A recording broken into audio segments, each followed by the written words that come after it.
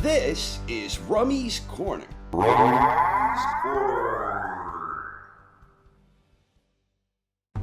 Everybody's saying the right things. It was a great fight. It's good for boxing and all of that. The only thing I have to say is that in life, you learn from mistakes. You learn in life. And, you have to better yourself. So that's pretty much it.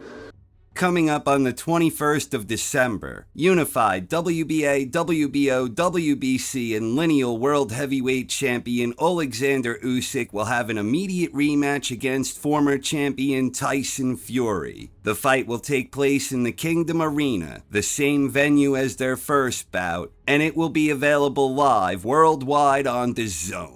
Their first encounter was an entertaining and competitive showdown, and there is reason to believe that the rematch might well surpass the original. Usyk got off to a quicker start where he was out hustling Fury in the early going. Fury started gaining a bit of momentum in round 3, and he carried that momentum the next few rounds where he was landing some sneaky uppercuts that were having an impact. Fury's momentum began slowing down near the end of round 7 and into round 8, and by that point Usyk was the one gaining momentum. That momentum culminated in round 9 when a big left from Usyk stunned Fury, and then Usyk unloaded with a prolonged and spirited high-energy attack, chasing him all over the ring as Fury was doing everything in his power to remain upright. But Fury eventually succumbed to the onslaught and collapsed into the ropes. And since the ropes held him up, it was officially ruled a knockdown. To his credit, Fury's legendary recuperative powers were on full display, and he made a fight of it again, despite the fact that Usyk was generally doing better work and still winning rounds down the stretch. At the end of 12 rounds, Usyk was awarded a split decision, making boxing history along the way, becoming the first undisputed world heavyweight champion in the modern four-belt era. With regards to the rematch, can Sugar Hill inspire Tyson Fury when he needs it most? Can Sugar Hill summon his inner Emanuel Steward? In my humble opinion, Fury was down going into the championship rounds, and I had him down 2 points going into the 12th and final round. I'm no judge, and that's merely my opinion, but I thought Fury's corner needed to stress a sense of urgency going into the championship rounds, and especially going into that final round, and that never really happened. Here is what was said in Fury's corner prior to the 11th round. He doing what you gonna do to him. He doing what you do to him. Don't cross your goddamn legs. Be ready to punch. Bang, bang. You ain't gotta throw the hard. Yeah, punch you around time to Right punches, 6 minutes. Don't get afraid to slide in. Slide in. Quit pulling back when you get caught. We tell you, box don't move. Win this 2 rounds. Go, Simon. You won it. You've won the fight. Stop pulling time back. Round 11. And amazingly, here is what Fury's corner had to say prior to the 12th and final round. Yeah, big dog. Keep setting that fucking leg. You got the timing now. He's just walking right behind you. Are you punching you?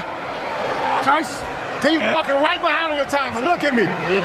Look at me. Look at me. Look. Here. Bang, bang. I don't reach for just turn. Set the foot. This is what it takes, Tyson. He's not moving his head, just pushing in the middle. Last round, awesome job. Don't touch any chances at all. He's gonna come out, you know, make a bet. Ball to the core. Let your core rip through the ground with your feet, Tyson. Wait, this is how we do it. Hey, hey, get roof from the right here. You ain't gotta reach for. He's walking right here on your timing. 3 minutes, Tyson, you win the fight. My opinion, I don't think Sugar Hill and the rest of the corner properly addressed the need to do something special. They didn't. Although in fairness, Andy Lee was quietly the only one being real here. Beyond that, I couldn't help but think of 2 instances with one of the greatest trainers of all time, the late great Emanuel Steward. Now, Emanuel didn't always get especially fired up in between rounds, but in these 2 instances he did. The first one here being when Emanuel was trying to fire up his fighter, Doc Nicholson, who was losing against Andrew Galata and had just been on the receiving end of a brutal headbutt. You're not fighting, that's what you know that you can take my weight. Go that I am.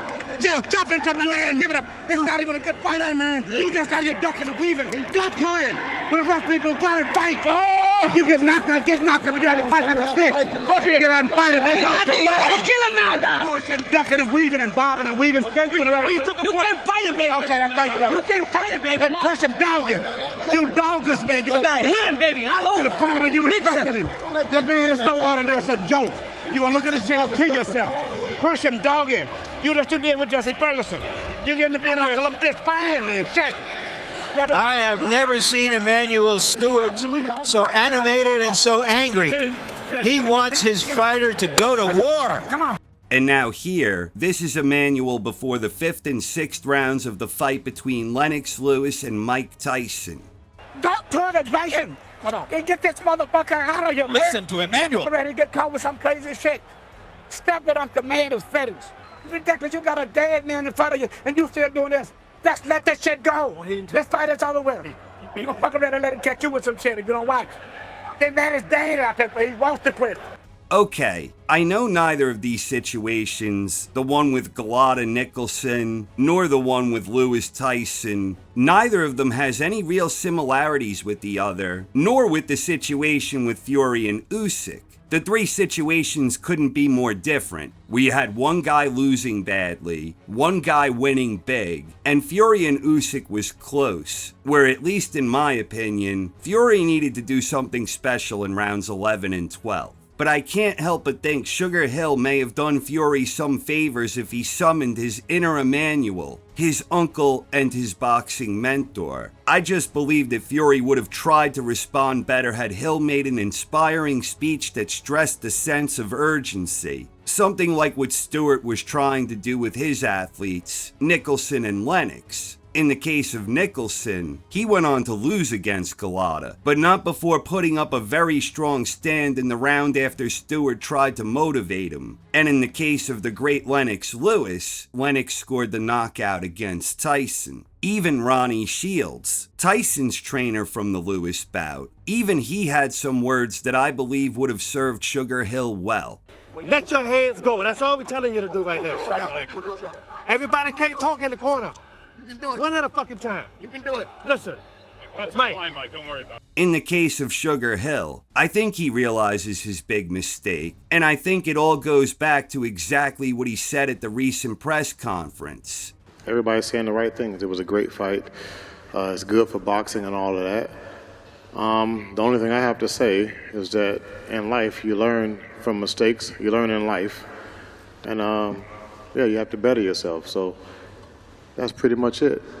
Can Sugar Hill summon his inner Emanuel Steward if and when Tyson Fury needs it most in the rematch? Whatever happens, I am extremely fired up for the 21st of December, and I cannot wait to see the long-awaited rematch between the two best heavyweights in the world, Usyk and Fury, revenge or repeat. Find out live worldwide on DAZN. Thank you very much for watching, everyone. I hope you enjoyed and have a wonderful night. This is Rummy's Corner.